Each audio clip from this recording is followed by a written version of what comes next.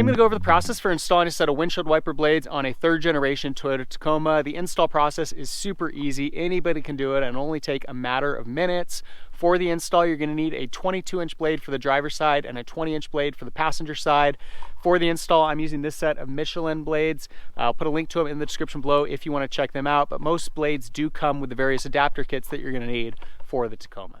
The first step of the process is to remove the old blade. And we've got this little cover piece on here that needs to pop out. So knife or a flathead screwdriver under here.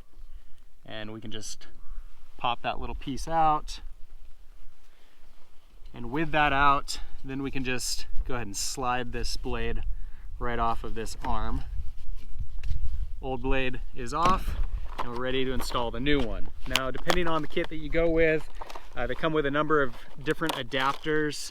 We're not going to need the adapters for this kit. The piece that we need is already pre-installed. So this piece right here is good to go. We're just going to take this end here and we're going to go ahead and slide it in. Then we're going to take this and turn it that way, and we're going to push it out this direction until you hear it click.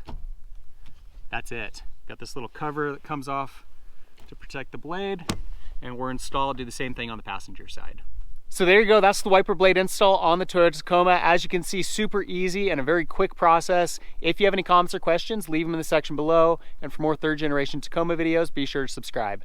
In the meantime, thanks for watching.